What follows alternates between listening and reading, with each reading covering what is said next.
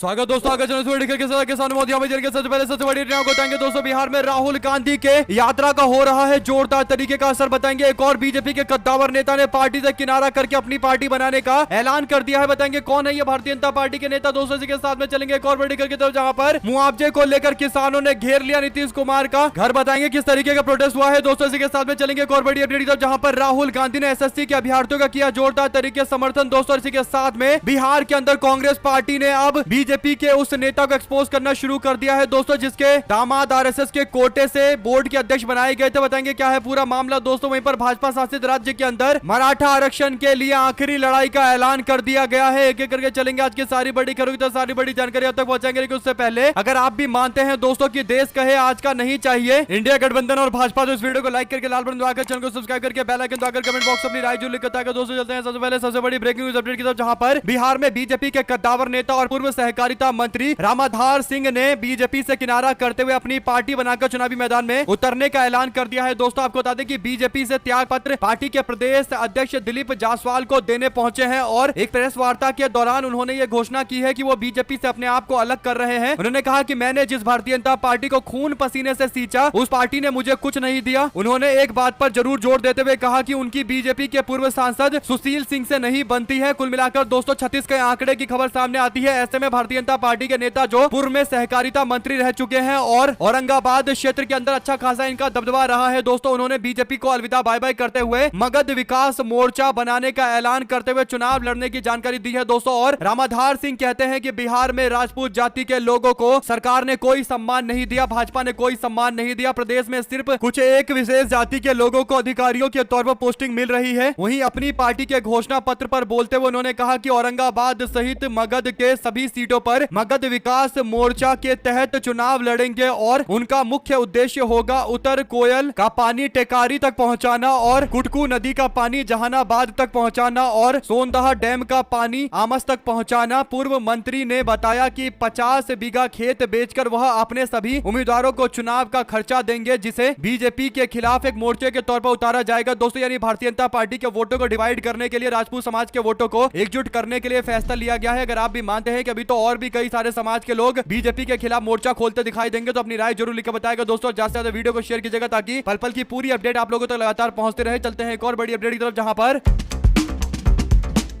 बिहार की राजधानी पटना में अपनी मांगों को लेकर संयुक्त किसान मोर्चा के बैनर तले प्रदर्शन किया गया दोस्तों। बक्सर के लोकसभा क्षेत्र के सांसद किसान नेता सुधाकर सिंह के नेतृत्व में यह प्रदर्शन किया गया दोस्तों। बुद्धा पार्क से मुख्यमंत्री आवास तक किसान मोर्चा निकाला गया, मार्च निकाला गया और पुलिस ने सभी को बैरिकेडिंग कर डाक बंगला चौराहे पर रोक दिया दोस्तों। किसान बैरिकेडिंग तोड़कर आगे बढ़ने की कोशिश कर रहे हैं, लेकिन मौके पर भारी पुलिस ने उन लोगों को रोक रखा है दोस्तों। ऐसे में प्रदर्शन कर रहे किसानों का कहना है कि उनके साथ सीधा अन्याय किया जा रहा है सरकार से। उन्होंने मांग की कि अधिग्रहण की प्रक्रिया में आज की वास्तविक दर को आधार बनाया जाए। दरअसल भारतमाला परियोजना के तहत बक्सर में सड़क का निर्माण कार्य शुरू हुआ है। उचित मुआवजा नहीं मिलने को लेकर भारतमाला प्रोजेक्ट के मामले को लेकर यह विरोध किया जा रहा है दोस्तों। जो भी आपकी राय है लिखकर जरूर बताएगा। चलते हैं एक और बड़ी खबर की तरफ, जहां पर राहुल गांधी ने देश के रामलीला मैदान में एकजुट हुए छात्रों के समर्थन में अपना बयान दिया है दोस्तों। राहुल गांधी ने एसएससी वाले मामले को लेकर आंदोलन कर रहे छात्रों का समर्थन करते हुए कहा कि रामलीला मैदान में शांतिपूर्ण प्रदर्शन कर रहे एसएससी के अभ्यर्थियों और शिक्षकों पर बर्बर लाठी चार्ज शर्मनाक है, एक डरपोक सरकार की पहचान है। युवाओं ने सिर्फ अपना हक मांगा था, रोजगार और न्याय मांगा था, लेकिन मिला क्या? लाठियां मिली। साफ है मोदी सरकार ना देश के युवाओं की चिंता कर रही है, ना उनके रोजगार की चिंता कर रही है और लाठियां भांजी जा रही है। सरकार जनता के वोट से नहीं, वोट चुराकर सत्ता में आई है। पहले वोट चुराओ, फिर परीक्षा चुराएंगे, फिर नौकरियां चुराएंगे, फिर आपका हक और आवाज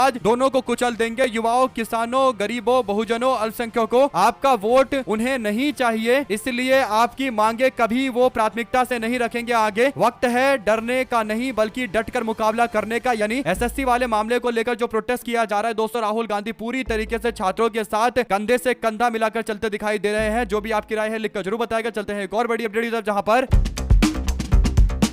ऐसा लग रहा है कि बिहार चुनाव में अशोक चौधरी की उल्टी गिनती शुरू हो चुकी है। दोस्तों, अशोक चौधरी को हर जगह विरोध का सामना करना पड़ रहा है। ऐसा ही एक मामला सामने आया जहां पर अशोक चौधरी एक कार्यक्रम को संबोधित कर रहे थे दोस्तों, और मंच पर मौजूद थे, और इस दौरान अशोक चौधरी का जोरदार विरोध हुआ। एक व्यक्ति ने अशोक चौधरी की और अपनी डिमांड करते हुए पर्चा लहराया दोस्तों, और अशोक चौधरी ने इस पर उल्टा सीधा बयान देकर युवा को नीचे बिठाने की कोशिश की। बिहार कांग्रेस ने प्रतिक्रिया देते हुए कहा कि लोकतंत्र में जनता मालिक होती है और सरकार सेवक होता है। जनता को पूरा हक है कि सेवक द्वारा किए गए कामों का हिसाब ले और दी गई जिम्मेदारी के पूर्ण ना होने पर कड़ा सवाल पूछे। लेकिन आज बिहार में इसका उल्टा हो रहा है। 20 वर्षों से सत्ता में काबिज सरकार के मंत्री विधायक के दिमाग में अहंकार इस कदर हावी हो चुका है कि ये सीधे जनता को ही फटकार रहे हैं। इन्हें जनता का वोट भी नहीं चाहिए, क्योंकि इन्हें पता है कि दिल्ली में बैठे इनके बॉस वोट चोरी कर इनका खेल बंद कर देंगे। आपकी क्या राय है दोस्तों? पूरे मामले पर अपनी राय जरूर लेकर बताएगा, प्रतिक्रिया जरूर दीजिएगा। चलते हैं एक और बड़ी अपडेट की तरफ, जहां पर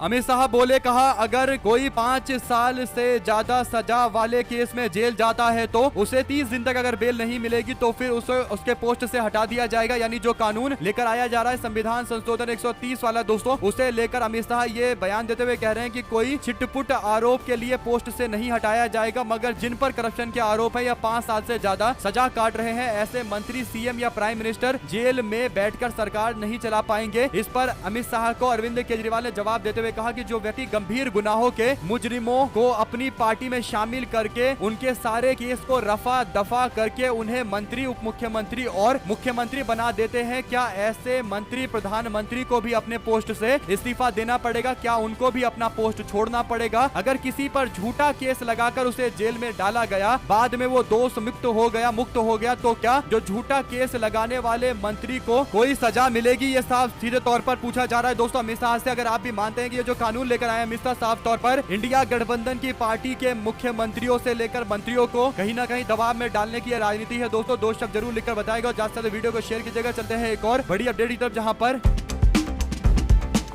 महाराष्ट्र में एक बार फिर से मराठा आरक्षण को लेकर सूबे में आंदोलन तेज हो रहा है दोस्तों। मराठा आरक्षण कार्यकर्ता मनोज जरांगे पाटिल ने 24 अगस्त को मराठा समुदाय के लोगों से 27 अगस्त को चलो मुंबई मार्च में शामिल होने की अपील की है दोस्तों। जरांगे ने इसे मराठा आरक्षण पाने के लिए आखिरी लड़ाई बताया है दोस्तों। जरांगे ने ऐलान किया है कि 29 अगस्त से देश की आर्थिक राजधानी मुंबई के आजाद मैदान से शांतिपूर्ण धरना प्रदर्शन शुरू करेंगे। आपकी क्या राय है दोस्तों? आपको बता दें कि मनोज जरांगे पाटिल जिस तरीके से मुकाबला करने के लिए मैदान में उतरे हैं, उससे एक बात तय हो गई है कि कहीं ना कहीं मनोज जरांगे पाटिल भारतीय जनता पार्टी के द्वारा किए जा रहे वादा खिलाफी के खिलाफ मैदान में उतर रहे हैं दोस्तों। हालांकि मनोज जरांगे पाटिल की कितनी विश्वसनीयता बची हुई है, इस पर कई सवाल खड़े किए जा सकते हैं, क्योंकि सबको पता है कि चुनाव के दौरान मनोज जरांगे पाटिल ने भाजपा का खुला विरोध करने से बचने की कोशिश की थी। इसके बाद कई लोगों ने कहा कि मनोज जरांगे पाटिल का भारतीय जनता पार्टी के साथ में साठ गांठ चल रहा है, इसीलिए बीजेपी को बचाने की कोशिश कर रहे हैं मनोज जरांगे पाटिल। अब जवाब तो देना पड़ेगा दोस्तों, मामला काफी गंभीर है। हमारे साथ लगातार जुड़े रहने के लिए आप सभी दोस्तों, भाइयों, बहनों, मित्रों का बहुत बहुत धन्यवाद दोस्तों। देख रहे थे आपका अपना चैनल जय हिंद जय भारत। ज्यादा से ज्यादा वीडियो को शेयर कीजिएगा ताकि पूरी अपडेट आप लोगों तक लगातार आगे भी पहुंचती रहे दोस्तों। और आप क्या कहना चाहते हैं इस तरीके से बीजेपी में एक के बाद एक नेताओं के पार्टी छोड़कर जाने को लेकर? जय हिंद जय भारत, बहुत बहुत धन्यवाद दोस्तों।